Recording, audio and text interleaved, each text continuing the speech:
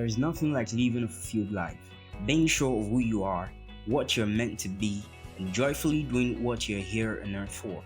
Welcome to FOBB's podcast, a platform ordained by God to redefine purpose to people who are hungry and thirsty for a life of significance and to bring many into the knowledge of who they are and what God wants them to be.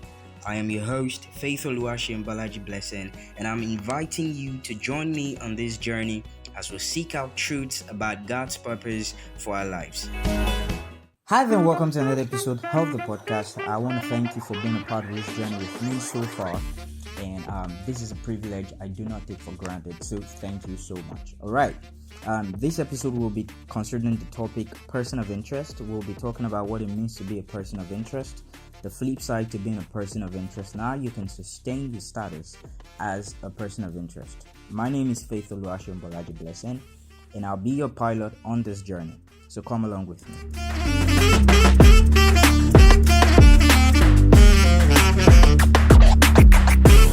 So person of interest reminds me of a movie I watched, some years back, right?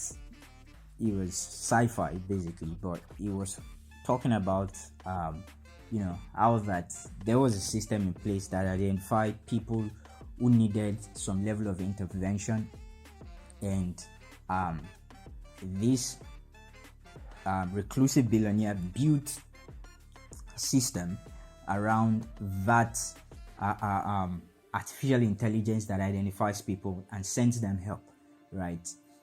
So when I got the inspiration for this topic, I just remembered the movie instantly, and I'm like, okay, well, let's see how this goes. All right, so let's basically just talk about what being a person of interest means. Now, we've all had situations or instances where we just took a particular interest in something or someone or a set of people or a group of people, And the truth is, these reasons that we have, to have taken an interest in those people can vary, right?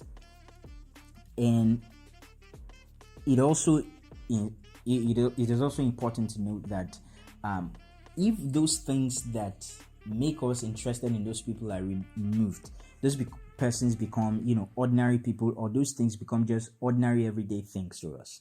Now, the reasons that we have taken an interest in those people, like I said, can vary. For some persons, it could be, their poise, it could be their elegance, it could be their beauty, it could be their charisma, it could be their eloquence, it could be their dress sense, it could be how smart they are, how avid they are at various subjects, or their dexterity in their craft. For some persons, it could be the way they smile, the way they sound, the sound of their voice. I remember I have this friend who the point of attraction, was the sound of her voice. I mean, how can somebody just sound this beautiful? That was one of the things that really got me interested in her before I got to know her even better. So smart, she's somebody who's so smart and does a number of things. But what got me interested in the first point was the sound of her voice, right? I like the way she calls my name, right? It just sounds beautiful. Yeah. So for some other persons, it could be their social status, among other things. And fundamentally, they are persons of interest to you because something about them stands out, right? Something about them stands out for you or to you, and you just want to get to know them better. Also, let me say that being a person of interest can have a negative side too, or you can be a person of interest on the negative side of things. Take somebody who is a wanted criminal, by security agencies, or somebody who is a staff member or worker that's not so diligent. Such person becomes a person of interest to his or her bosses, and micromanagement begins with such kind of person because the person is not diligent. So they are always looking to find fault to the person because the person is not diligent. There's also the part of people who becomes person of interest for criminal elements That's like a third side to it, right? People will become a person of interest for or two criminal elements because of the way they live their life, how lavish they live their life, how they dress, or something they do, or how they present themselves in public. So people who become victims of mugging, or people who becomes victims of rape, or people who become victims of kidnapping and stuff like that. Now, I carefully say this. There are different reasons why people become victims of crimes. There are things that sometimes are just above your power, not because you've done anything wrong, as it were, but there are people who deliberately put themselves into trouble because of the way they live their lives, and they make themselves prey to predators because of the way they live their life. So those are the kind of people that we're talking about. However, we're not just talking about becoming a person of interest in that direction. We're talking about becoming a person of interest in the direction of our life's purpose and our destiny. So essentially, what does it mean to be a person of interest? Being a person of interest means that you're a person of value, you're a person of influence, you're a person of substance. Means you are a person of relevance. You are relevant, right? Because there's something you have to offer the world around you. There's something at every point in time that people can get. Being a person of interest means that you have influence over people. You have something to offer. People can always get something from you. And one of the truth of the matter is, people will gravitate towards you when they know that there's something they can gain from you, right? Being a person of interest is on two sides, right? That you have something to offer and that people have something to gain from you. There are people who are just selfish about having something to gain, irrespective of what you have to offer. They are hot just about what they can gain from you. But in the first place, it is because you have something to offer. That is why you're attracting those people. So as a person of interest, you attract all manner of people as well. You attract the people that want to harm you, the people that want to hurt you, the people that just celebrate you, the people that love you, the people that just want to gain something from you selfishly, the people that want to badmouth you, the people that have and heal against you. You attract all manner of people. But essentially, if you don't have something to offer, nobody's interested in you. And that's the reality. So if you're a person of value, you have something to offer the world around you, have something to offer your generation, you're a person of substance, people can always count on you to be able to solve problems, to be able to, contribute to matters in wise manners, to be able to bring, fresh perspective to things, solving problems at every level. You become a person of interest. You'll become a person of interest if you've discovered your purpose, and you are living the life, right? Somebody who has not discovered their purpose just lives life anyhow, and that such kind of person does not command any interest at all, right? So you are a person of influence, you're a person of interest if you've discovered your purpose and you are living the life. People can see that you are living the purpose, you are living out the purpose, you are meeting the needs of people, you are influencing the life of people. Also, you become a person of interest if your life is an inspiration to others. People can say, because of this person, because this person has been able to achieve this level of success, because this person has been able to, weather this storm, because this person has been able to overcome this challenge, because this person has been able to do this and that, I'm also able to do that, or my life has been able to achieve this level of success as well because this person has been able to do the same. You become a person of interest also when you have built the capacity that is necessary to carry the weight or burden of your destiny, and you don't stop building capacity. People would always gravitate towards you because they know that they can always count on you, right? There's something to always offer. You are a person of strength. You have strength, right?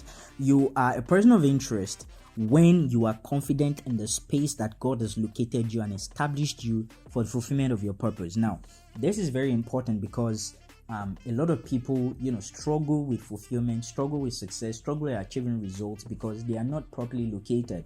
This can be geographical and this can be otherwise. So take for instance, you're meant to be in the United States, but you have decided to relocate to Canada or the United Kingdom or to Brazil because you feel that is where your success is. But then you're meant to be impacting lives in the United States, impacting the life of school children in the United States, but you've relocated to somewhere else in pursuit of greener pastures. It's supposed to be somewhere in Congo or in Sudan or in Ghana or Nigeria,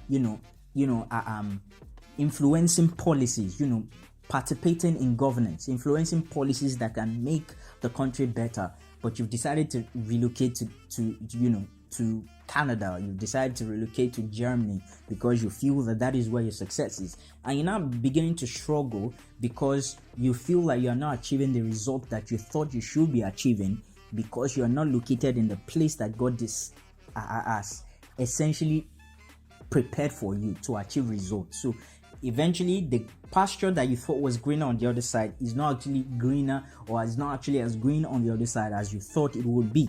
On the other side is maybe you're supposed to be pursuing career, but you decided that you're going to do business, or you're supposed to be doing business, but you've decided that you're pursuing career. You're supposed to be probably in politics, but you've decided that no, you're going to do ministry, or you're supposed to be in ministry, but you decide to pursue politics or career, and things like that. So it's important to know exactly where God has placed you, because therein lies your relevance. Therein lies the actual measure of influence that you're supposed to have. Therein lies the fulfillment of your purpose. So you must note that, and only when you're located in the right place, in the right spot, then only will you command the level of attention, the interest that you ought to command, from people. So being a person of interest essentially is not so that people will just celebrate you, hire you, and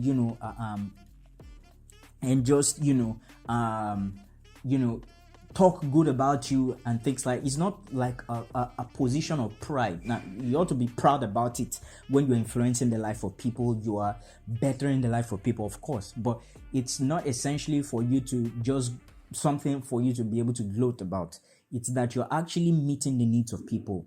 People find you to be a person of value. People find you as somebody that they can count on. You are impacting the life of people positively. So that essentially is what it means to be a person of interest. So now let's talk about the flip side. On the flip side, if you become a person of interest and you've not built the capacity that is necessary to sustain that level of influence, you are likely to lose it, right? So when you have not amassed enough value, you have not built enough capacity to sustain and maintain the interest people have in you, your relevance and the propensity for a life of impact begins to diminish. And that is the truth. So you need to consistently, just like we said earlier, consistently build capacity, consistently build, a system of value around you, consistently, gather knowledge, consistently learn, right? Improve on yourself, become better every day, so that you can sustain the level of impact God is bringing you into as a result of your purpose and destiny, so that the interest people have in you and that makes them follow you, that makes them see you as somebody who can solve their problems, will not diminish. Because the moment people lose the respect they have for you, the moment people lose the interest that they have in you, the moment people no longer see you as somebody who can meet their needs and solve their problems, your value in their eyes and your relevance begins to wane and begins to diminish. It's also important to know that talents, gifts, abilities, skills can make you the desire of many, can make you a person of interest, but it's only the right character, the right attitude, the goodness of heart, right? A good heart and the fruit of the spirit that can sustain it. So you find a lot of people, take for example, celebrities, they come into influence, they come into affluence, they come into power, they become celebrated all over the world, but after a time, certain things about their life become exposed, and you just discover that after a particular period of time, you don't hear anything about them. Some end up in jail, some end up dead, some commit suicide. A lot of things just happen to them. Why? Because they did not build the right attitude when they ought to build. Some of them, out of pride, lose out on deals they are supposed to lose out on. Some of them, because they cannot maintain good relationships, they are manipulative, they lose out on quality friendship that ought to protect them from certain kind of things that expose them to danger.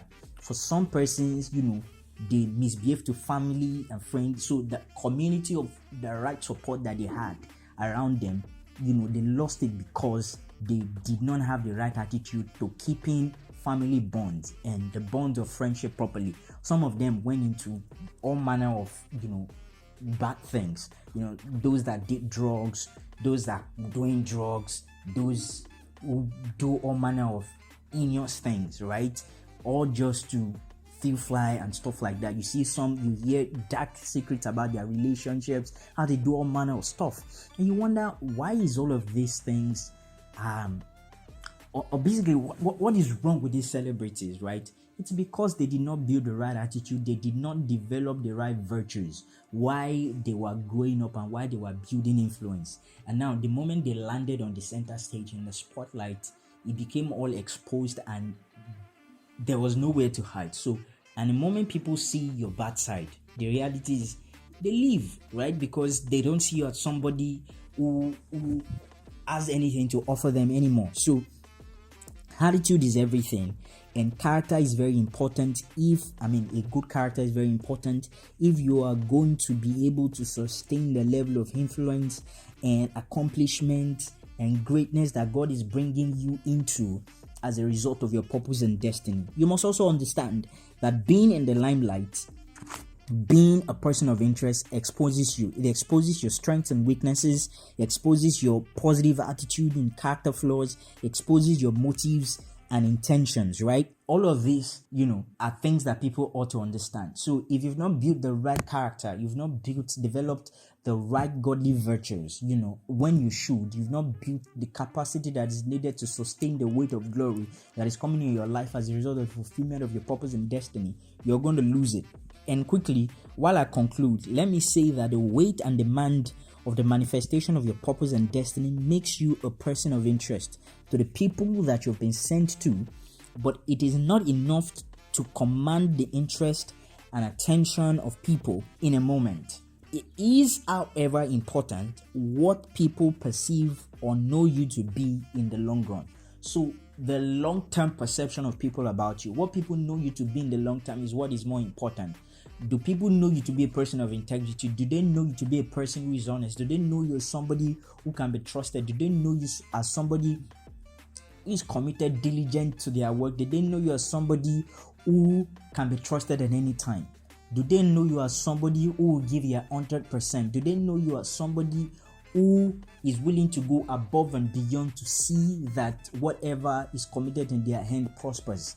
If those are the things people know about you in the long run, it is better than what they just know about you in the moment. Oh, he won the Grammy. Oh, he won this award. Oh, he made $1 billion. Oh, he built a mansion. Oh, he sang this popular song. Oh, he made this amazing movie. Oh, he did this and this when he was in government or when he came into office.